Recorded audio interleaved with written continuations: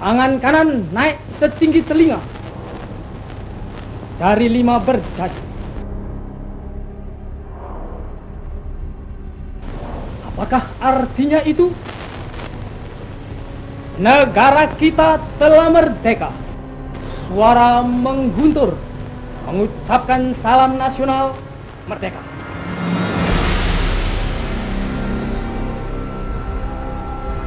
Dan kita siap sedia mempertahankannya, walau dengan jalan yang bagaimanapun juga.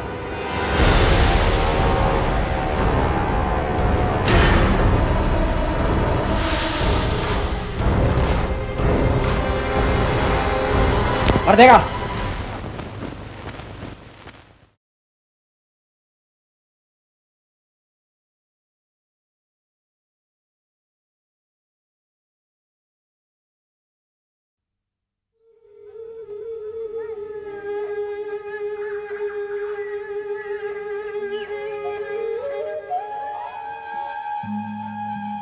The family, we were just all at home, the kids, my sister-in-law was in the house, my 2 children, and Hood was there. I think, as I recollect, I just got on a car and went to work. The 30th of September, I was at home with my children. The 30th. That evening, the 30th of September, I was invited to go with some other embassy people out to a shadow play being staged in a village outside of Jakarta.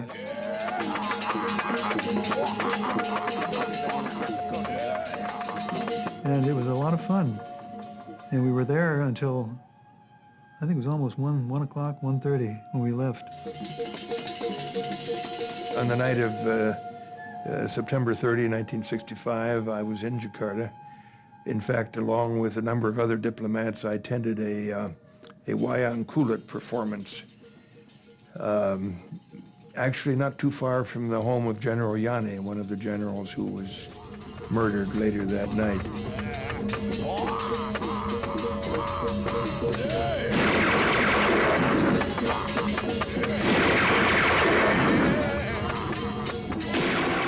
On the 30th of September, 1965, 6 of Indonesia's most senior generals were dragged from their beds and brutally murdered.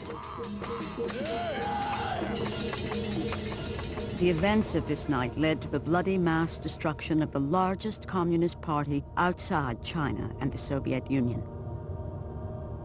It proved to be a major turning point at the height of the Cold War, when the West would help an Indonesian general seize power to become one of the most ruthless dictators of the 20th century.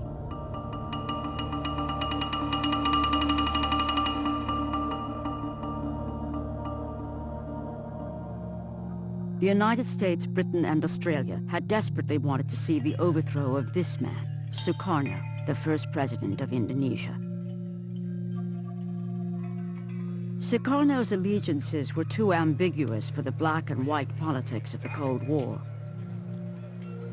500,000 of his supporters were to be brutally slaughtered when his balancing act failed.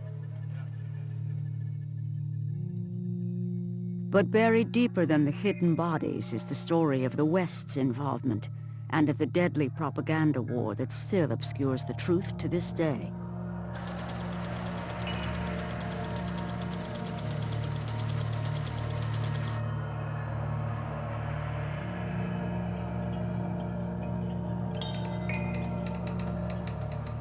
Popular understanding of what happened came from the reporting of a few Western journalists who were in Indonesia at the time. But it was a difficult story to cover, and what they did report was manipulated, cut, and buried in the back pages. This film tells the tragic story of what many would still prefer remain buried as a forgotten footnote of the Cold War. The man who came to power, General Suharto, established one of the most durable and corrupt family regimes of our time. He and his army have the sinister distinction of murdering more of their own people than any other regime supported by the West.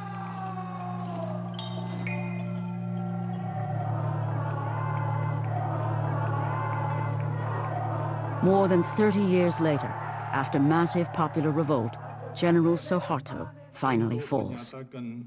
Berhenti dari jabatan saya sebagai Presiden Republik Indonesia.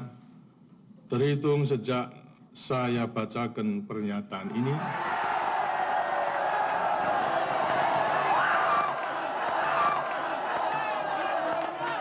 With General Suharto out of power, some Indonesians now feel bold enough to question the corrupted versions of their history.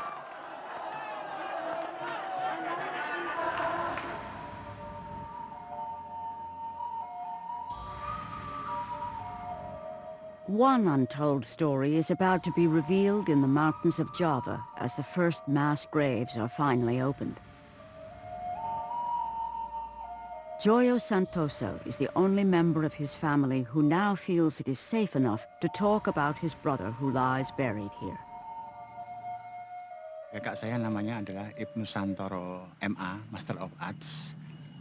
Di sini adalah dibunuh, kemudian ditembak, kemudian dimasukkan ke dalam lubang, ya, 2 lubang yang ditumpuk satu persatu.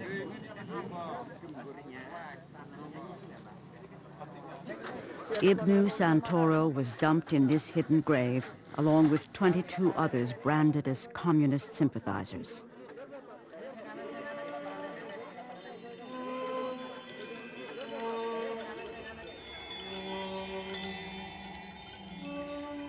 Another legacy of General Suharto was hundreds of thousands of political prisoners. One of those was Dr. Sumiyosi, who was a pediatrician in the capital, Jakarta. Yeah, I stayed in prison 11 years in 10 places.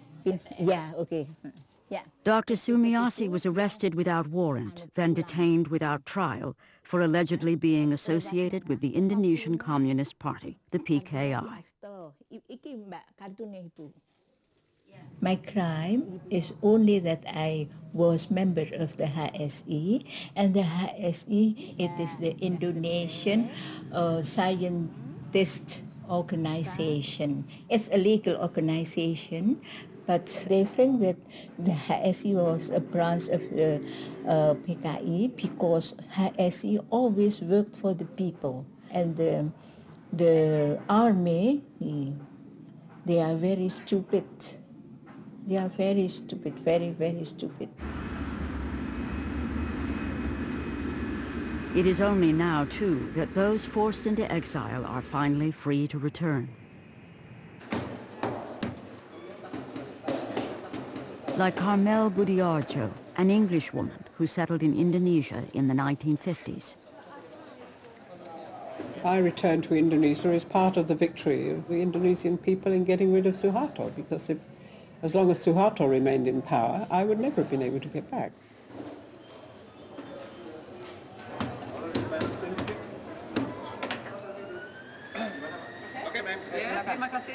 Carmel Budiarjo spent 4 years as a prisoner of Suharto. My name was still there on the blacklist, even though I have a visa. They were under the impression that they would have to go to the commander of the army to get clearance for me. And then suddenly, everything vanished, all the problems vanished, and they said, oh, you can go in, it's all right. Carmel is now a human rights campaigner.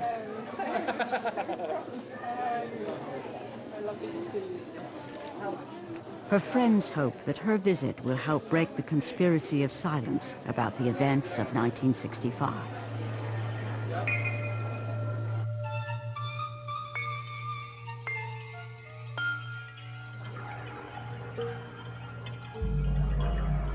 Who was this leader of Indonesia that the anti-communist West was keen to depose? Sukarno was born in 1901 in Java, the dominant Indonesian island. He grew up under the demeaning rule of Dutch colonialism.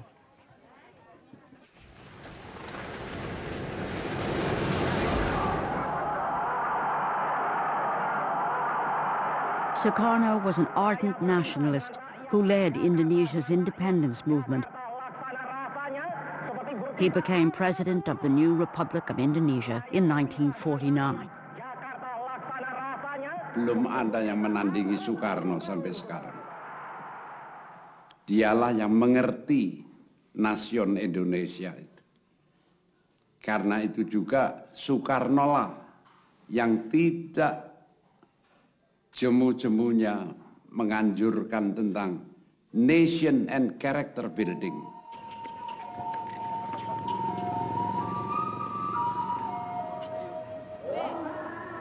President Sukarno's ambition was to unite a new nation from a clash of cultures, languages, and the world's main religions.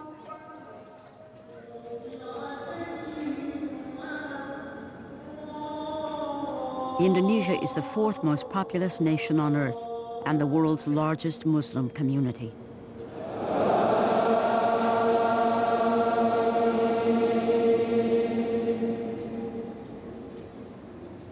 Kepribadian banteng.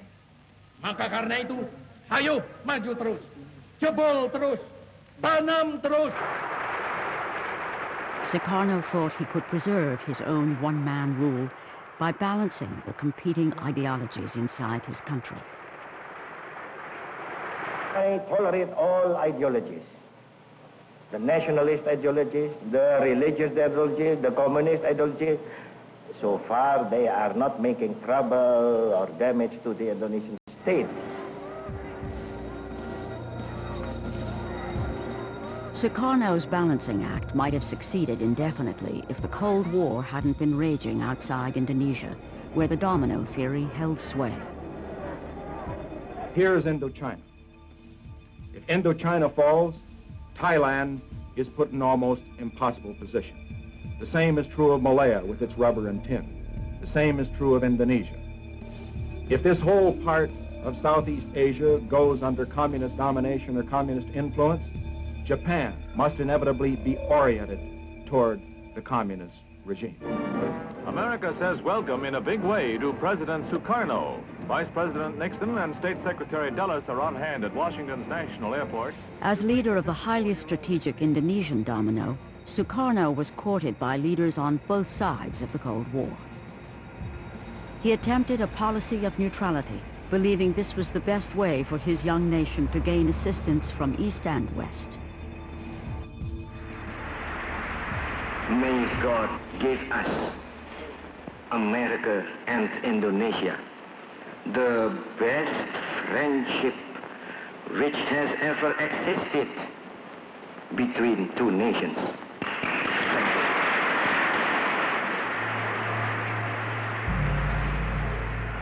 Only 3 months after his address to Congress, he visits China and the Soviet Union.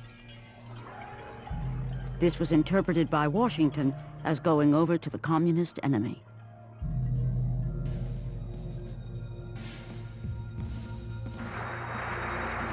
The United States becomes even more alarmed by the success of the Indonesian Communist Party in 1957 elections.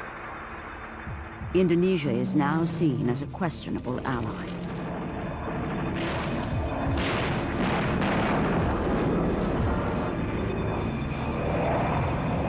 In the largest covert operation since World War II, President Eisenhower backs rebellions against Javanese rule in the outer islands. Let's face it, the United States made a horrible blunder in 1957-58 in supporting an independence movement within Indonesia. It was a disaster. We should never have been in it in the first place, and if we were, we shouldn't have been in it the way we were. American involvement was revealed when a U.S. pilot was shot down. The U.S. quickly withdrew support, and the rebellions collapsed. Western intervention had backfired. Having stood up to a superpower, President Sukarno's grip on his country tightens, and he becomes emboldened on the international stage. Sukarno uses the United Nations to protest about Western intervention in his region. I hate imperialism. I detest colonialism, and I fear the consequences of their last bitter struggle for life.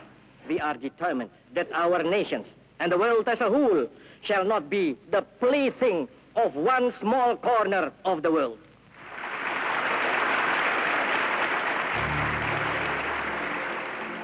Shortly afterwards, Britain moves to form the new state of Malaysia on Indonesia's border. Sukarno is not consulted. Incensed, he launches a military campaign against British forces to crush Malaysia.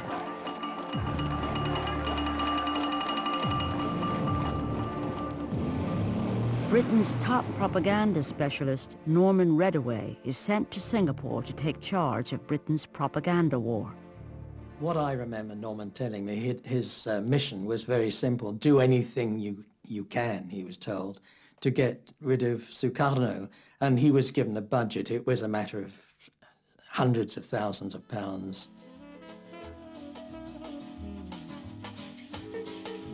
Sukarno had a well-deserved reputation as a womanizer.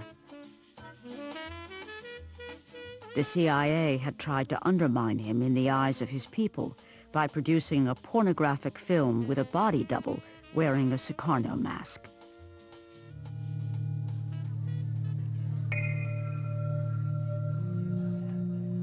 At least 6 assassination attempts were made on his life. Sukarno blamed the CIA for most of these. Sixth National Congress of the Indonesian Communist Party open. By the 1960s, under the leadership of Chairman Aidit, the PKI had become the largest communist party outside China and the Soviet Union, with over 3 million members.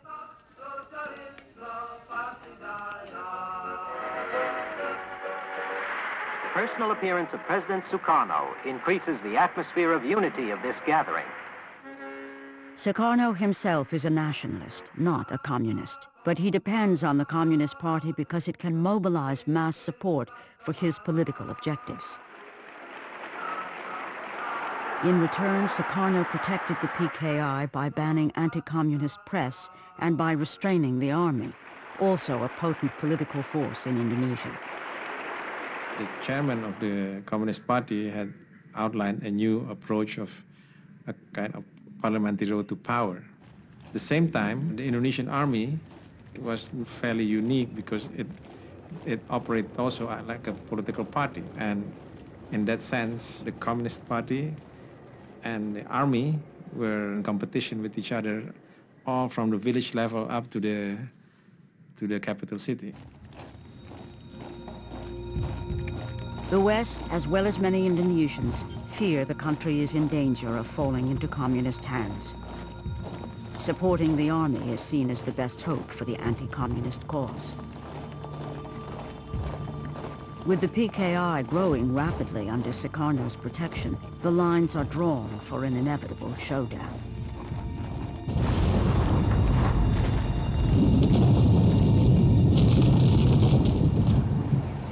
To the north, by 1965, the United States is escalating the war in Vietnam.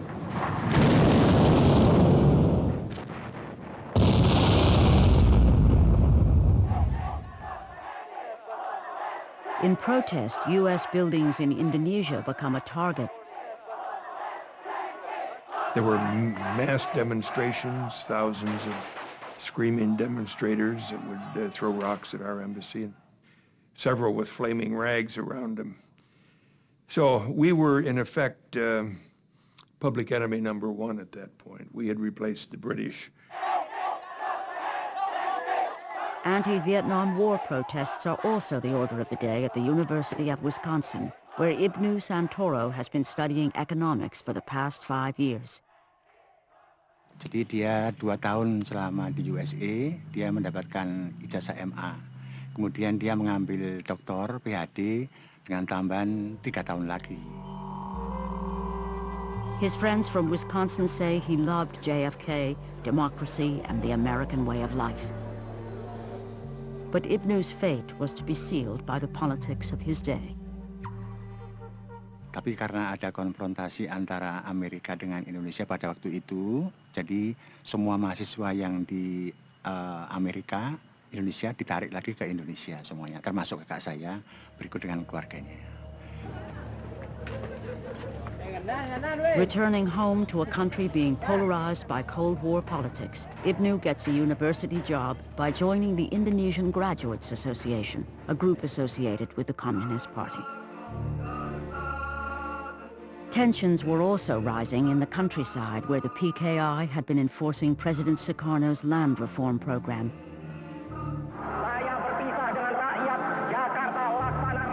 When the UN backs the formation of Malaysia, Sukarno withdraws Indonesia in protest and declares he'll join an axis with Peking and Hanoi.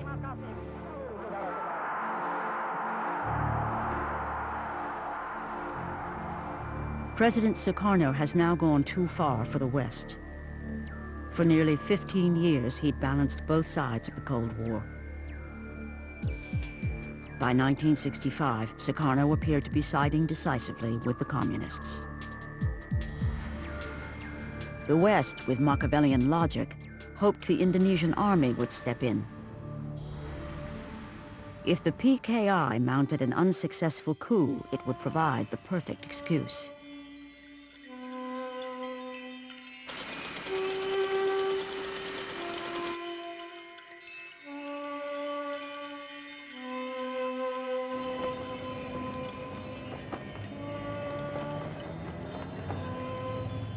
Certainly, 1965 was the height of the Cold War. Vietnam was very important for the Americans, and the war wasn't going too well. The Marines had landed, but they had taken some bad reverses.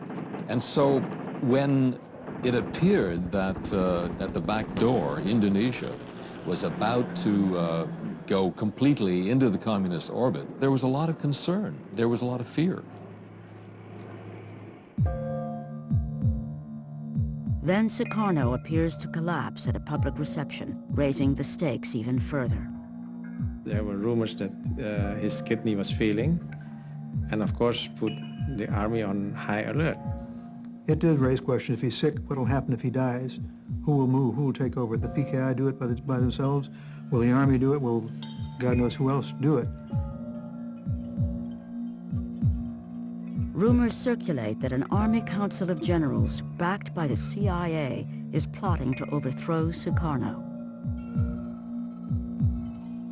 Army was clearly keen if Sukarno became incapacitated, they would seize power.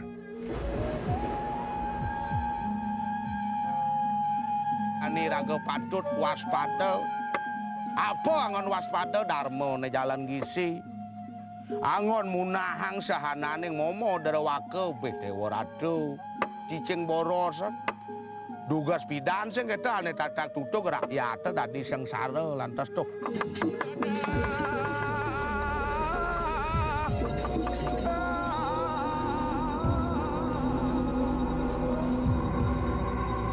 On the 30th of September 1965, Indonesia is changed forever.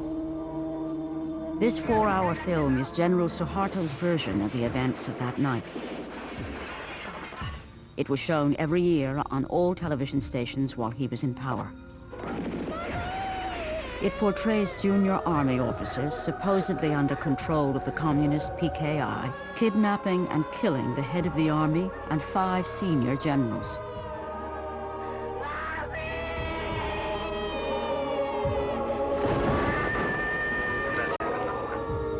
General Suharto puts down the so-called 30th of September movement and heroically saves the nation.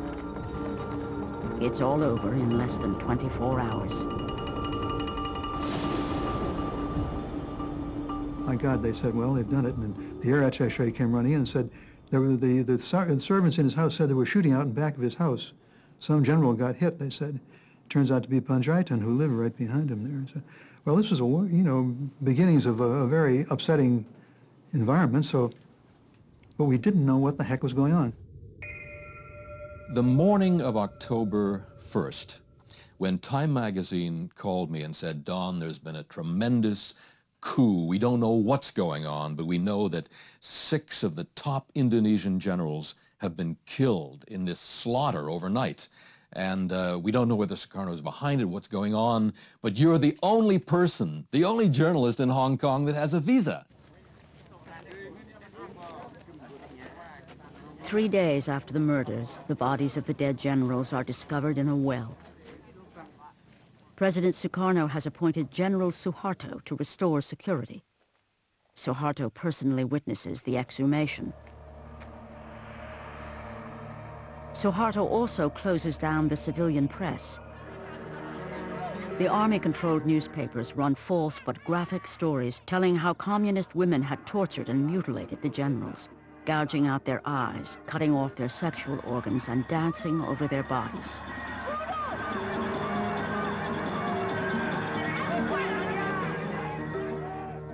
The Indonesian Communist Party, the PKI, is blamed for the abortive coup. The first big event I covered in Jakarta was the funeral of the 6 generals. We had heard tales about the way this slaughter had been done, the mutilation of the generals, how they had been tortured and killed. And we had no way of knowing it. We didn't speak to any eyewitnesses. And so if the army put out with authority that these bodies were mutilated,